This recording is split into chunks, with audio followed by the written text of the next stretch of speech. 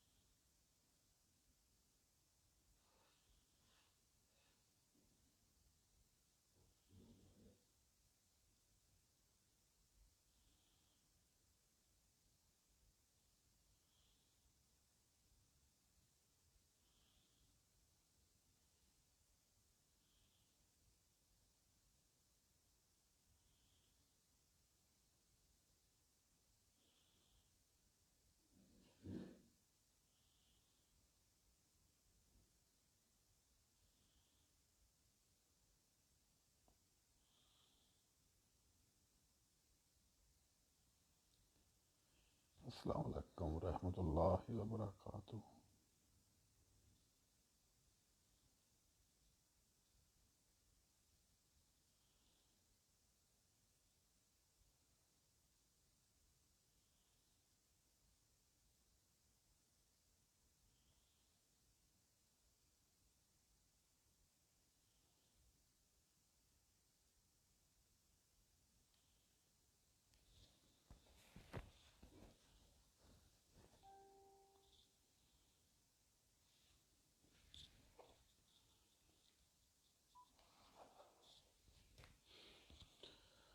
السلام علیکم ورحمۃ اللہ وبرکاتہ۔ بسم اللہ الرحمن الرحیم۔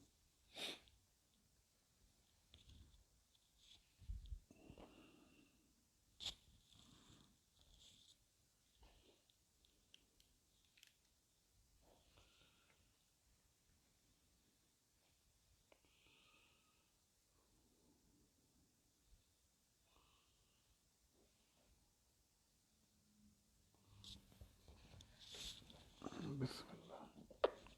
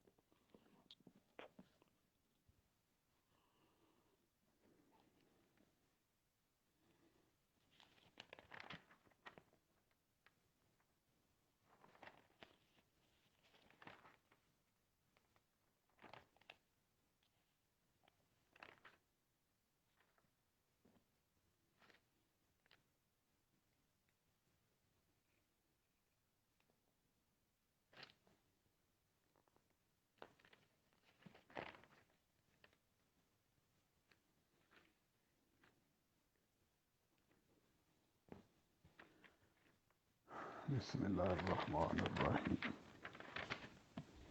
پہلے میں نے اب تک 7 رکوع پڑھے، آج انشاءاللہ 8 اور 9 آج 2 رکوع پڑھوں گا کچھ تشریح کے ساتھ۔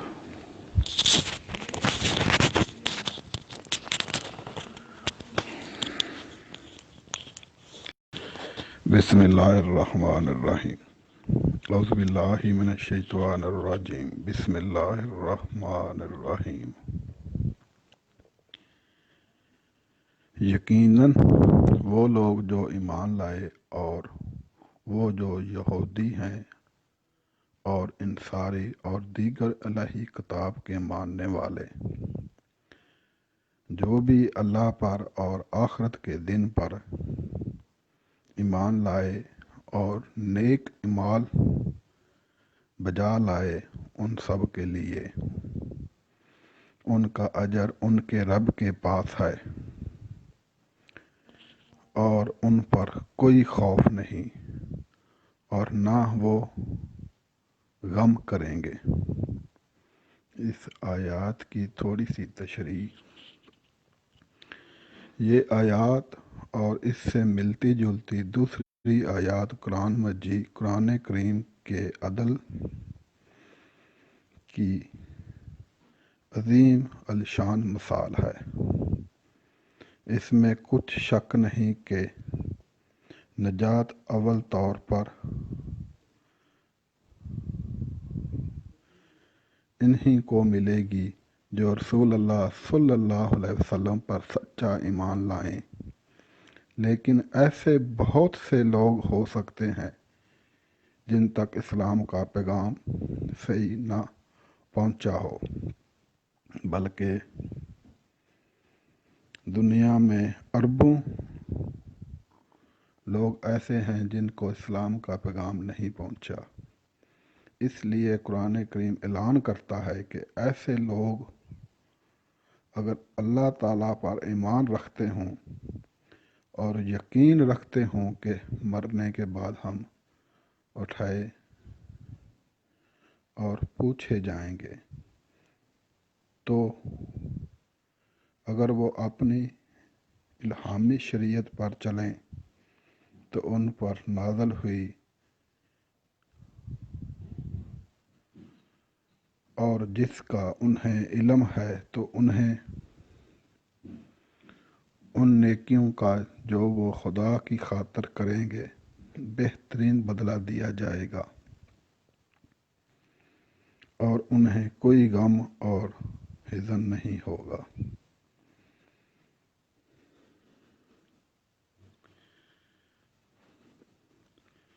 اور جب ہم نے تم سے تمہارا پختہ عہد لیا اور طور کو تم پر بلند کیا، اسے مضبوطی سے پکڑ لو جو ہم نے تمہیں دیا ہے،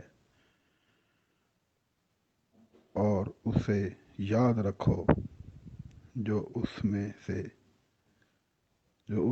ہے، تاکہ تم ہدایت سے بچو۔ اب اس آیت کی تشریح۔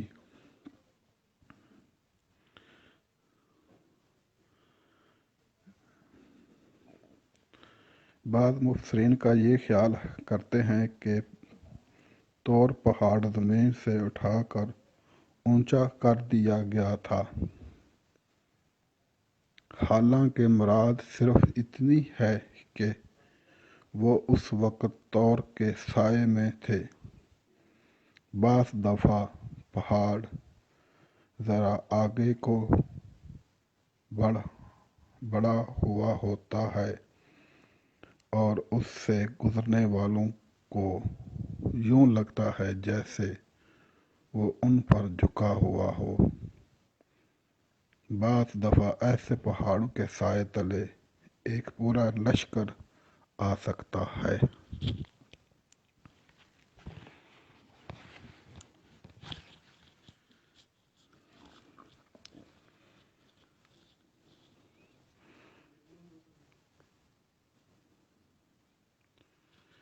پھر اس کے بعد بھی تم پر گئے، پھر اس کے بعد بھی تم پھر گئے۔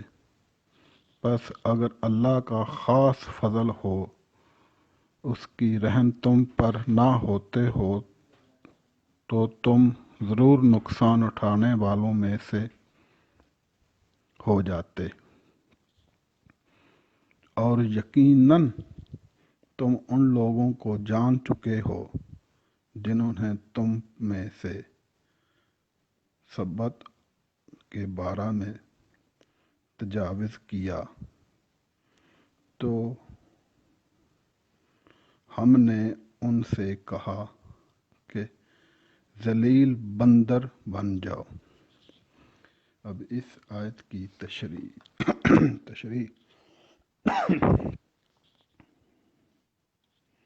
یہاں قرات تاتن خاصین سے مراد دراصل بندر نہیں بلکہ بگڑے ہوئے علماء ہیں، جن کو اپنی پہلی منزل کی طرح لوٹ جانے کا حکم دیا گیا ہے۔ ڈارون کی نظر یہ ارتقاء میں بیان کیا جاتا ہے کہ انسان سے پہلے بندر تھے۔ بس یہ بھی قرآن کریم کی صداقت کا ایک نشان ہے کہ انسان سے پہلے کی حالت کو بندر سے ظاہر کیا گیا۔ یقیناً اس سے مراد بگڑے ہوئے علماء ہیں، چنانچہ رسول اللہ صلی اللہ علیہ وسلم نے بھی یہی پیشن گوئی فرمائی کہ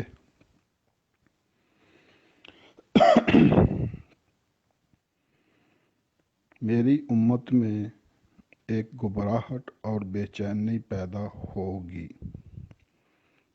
جس پر لوگ اپنے علماء کی طرف جائیں گے تو دیکھیں گے کہ وہاں تو بندر اور سور بیٹھے ہیں۔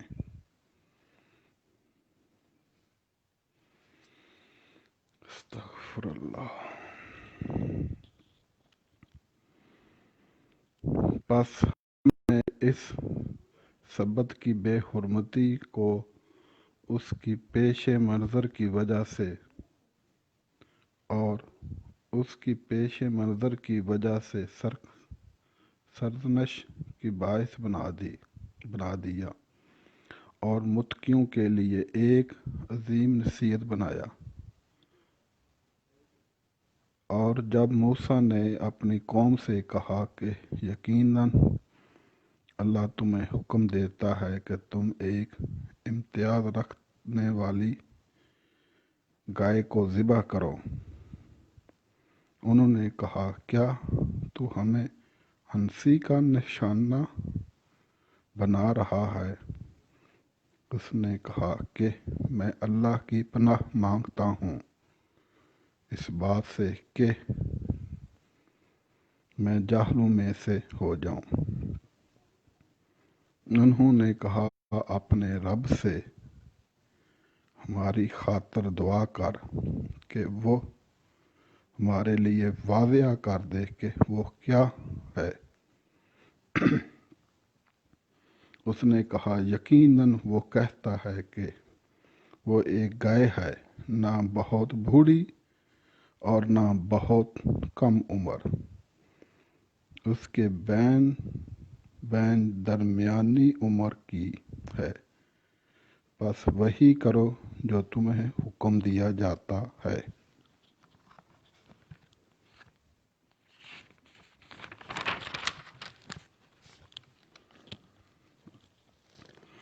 انہوں نے کہا اپنے رب سے ہماری خاطر دعا کر کہ وہ ہمارے لیے واضح کر دے کہ اس کا رنگ کیا ہے۔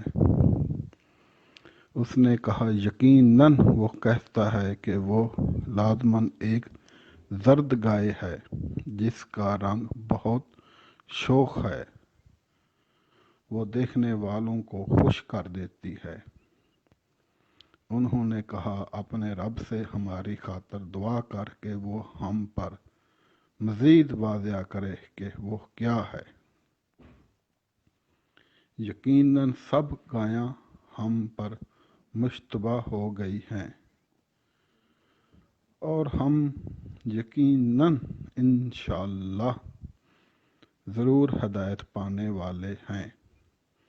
اس نے کہا بلا شبہ وہ کہتا ہے کہ وہ ضرور ایک ایسی گائے ہے جسے اس غرض سے جو جوت نہیں ڈالی گئی کہ وہ زمین میں ہل چلائے اور نہ وہ کھیتوں کو سیراب کرتی ہے، وہ صحیح سلامت ہے، اس میں کوئی داغ نہیں۔ انہوں نے کہا کہ اب تو سچی بات لایا ہے۔ پس انہوں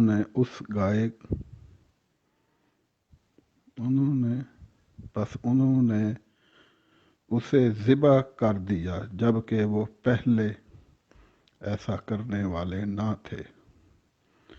اور جب تم نے ایک نفس کو قتل کیا اور پھر اس بارے میں اختلاف کیا، اللہ نے اس بھید کو ظاہر کرنا ہی تھا جو تم چھپائے ہوئے تھے۔ پس ہم نے کہا کھوج لگانے کی خاطر اس جیسی اور واردات پر اس واقعہ کو چسپاں کرو۔ اسی طرح اللہ مردوں کو ان کے قاتلوں کا مواخذہ کر کے زندہ کرتا ہے اور تمہیں اپنے نشانات دکھاتا ہے تاکہ تم عقل کرو۔ اس آیت کی تشریح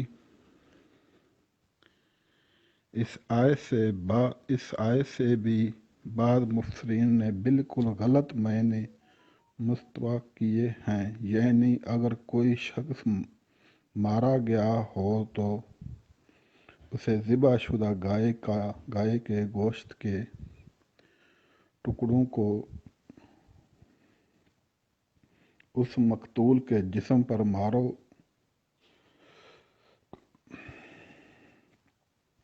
اس طرح پتہ چل جائے گا کہ قاتل کون ہے۔ تفسیر فتح البیان۔ حالانکہ یہاں بڑی وضاحت سے قرآن کریم فرماتا ہے کہ جو قتل ہوا ہے اس کے حالات پر غور کر کے اس جیسے حالات کا جائزہ لو کہ یہ بات کس سے نمایاں ہو سکتی ہے، کیونکہ قاتل کا طریقہ قتل عموماً ایک ہی رہتا ہے اور آج کل کے جاسوسی دنیا میں اس پر بہت زیادہ انحصار ہے۔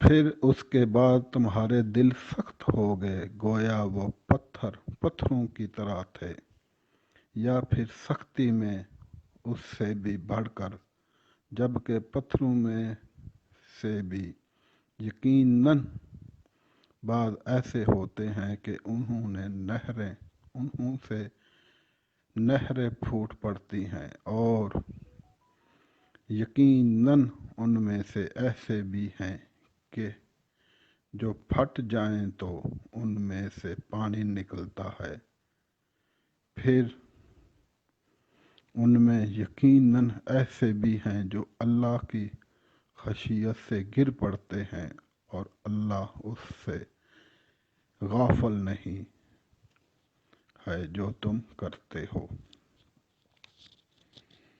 کیا تم یہ امید لگائے بیٹھے ہو کہ وہ لوگ تمہاری بات مان جائیں گے، جبکہ ان میں سے ایک گروہ کلام الہی کو سنتا ہے اور اسے اچھی طرح سمجھنے کے باوجود اس میں تحریف کرتا ہے، اور وہ خوب جانتے ہیں، اور جب وہ ان لوگوں سے ملتے ہیں جو ایمان لائے تو کہتے ہیں کہ ہم بھی ایمان لے آئے، اور جب ان میں سے بعض دوسروں کی طرح الگ ہو جاتے ہیں تو وہ ان سے کہتے ہیں کہ کیا تم ان کی وہ باتیں بتاتے ہو جو اللہ نے تم پر کھولی ہیں، تاکہ انہی باتوں کے ذریعہ وہ تمہارے رب کے حضور تم سے جھگڑا کریں۔ پس کیا تم عقل نہیں کرتے؟ کیا وہ نہیں جانتے کہ اللہ جانتا ہے جو وہ چھپاتے ہیں اور جو وہ ظاہر کرتے ہیں؟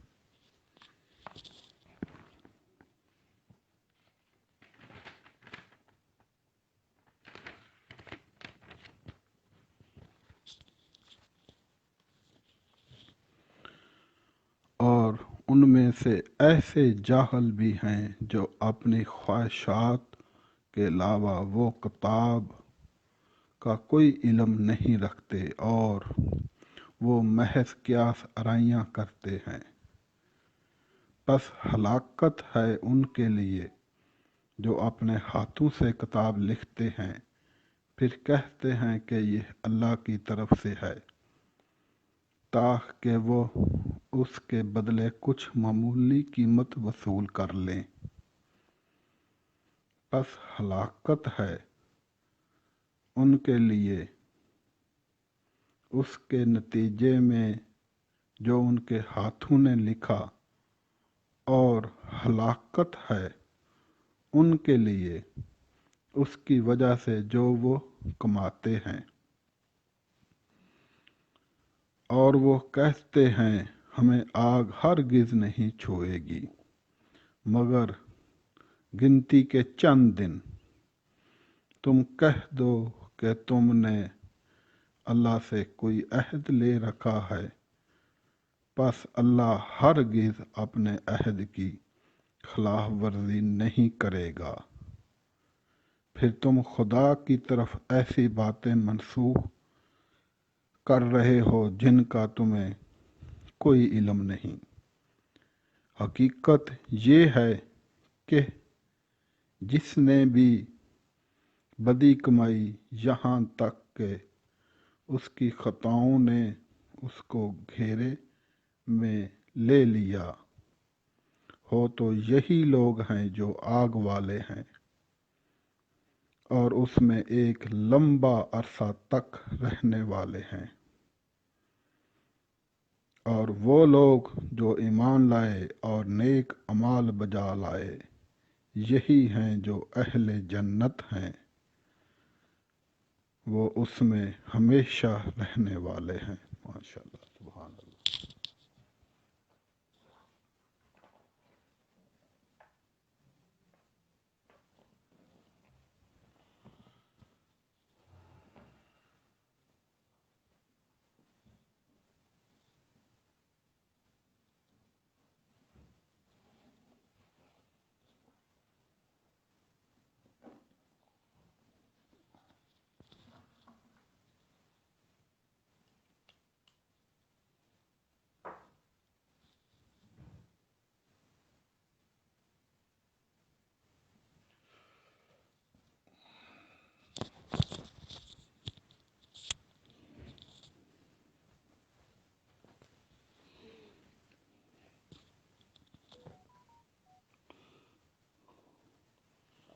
السلام علیکم ورحمۃ اللہ وبرکاتہ۔ السلام علیکم ورحمۃ اللہ وبرکاتہ۔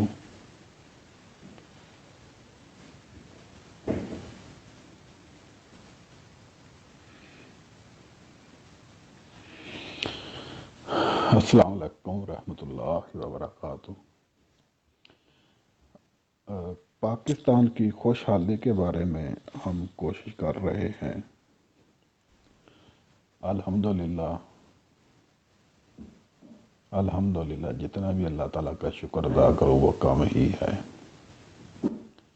پاکستان خوشحال ہو سکتا ہے، کوئی بڑی بات نہیں۔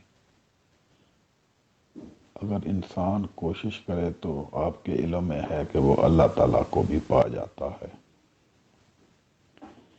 ہم نے کوئی ایسا کوئی چاند کو ادھر نہیں کرنا یا سورج کو ادھر سے ادھر نہیں کرنا کہ یہ جو ناممکن ہے کہ پاکستان خوشحال نہیں ہو سکتا۔ 100% خوشحال ہو سکتا ہے اگر کوشش کی جائے تو۔ آپ میں سے اگر کوئی دوست لائیو آنا چاہتا ہے تو وہ آ سکتا ہے اور میرے ساتھ لائیو بات کر سکتا ہے۔ ابھی دوسری فیس بک پر میں نے بھی وہاں بھی 2 شو ہو رہے ہیں اور ادھر بھی 2۔ میں ایک میسج لکھ لوں۔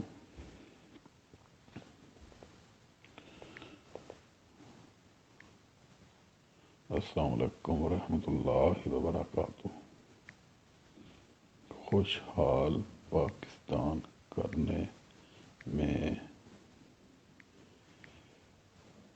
میری مدد کریں، صرف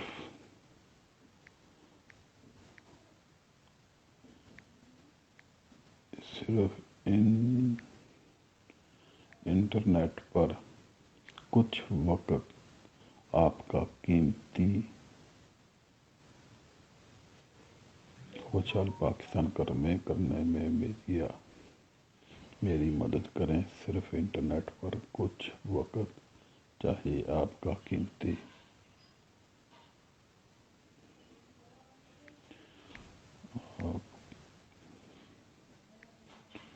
آپ کا شکر گزار ہوں۔ ذوالقرنین حیدر۔ اچھا جی، یہ میسج سیو ہو گیا۔ اللہ اکبر۔ اچھا جی، کون دوست لائیو بات کر سکتا ہے؟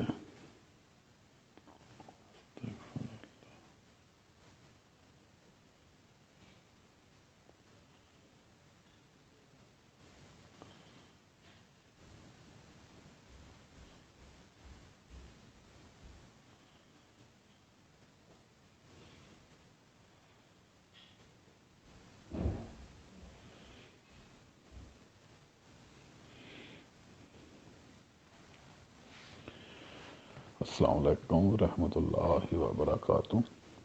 میری آپ سب سے گزارش ہے کہ آپ آئیں اور جو بھی آپ کے دل میں سوالات ہیں آپ وہ کریں۔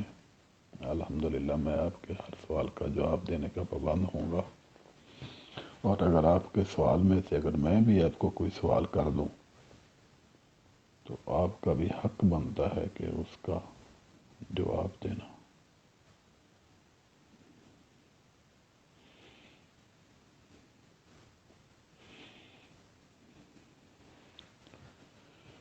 ابھی کتنا ٹائم ہو گیا لائیو چلے ہوئے؟ اس میں سے لائیو شو نہیں ہو رہا، دوسرے میں 30 منٹ ہو گئے ہیں، 30 منٹ 10 سیکنڈ۔ چلو بہت ہو گئے۔ السلام علیکم ورحمۃ اللہ وبرکاتہ۔ بہت مہربانی، شکریہ، جزاک اللہ۔ آپ سب کا شکر گزار ہوں۔ اوکے، اللہ حافظ۔ انشاءاللہ آپ سے پھر دوبارہ ملاقات ہوئے گی۔ ذوالقرنین حیدر۔ اوکے، اللہ حافظ۔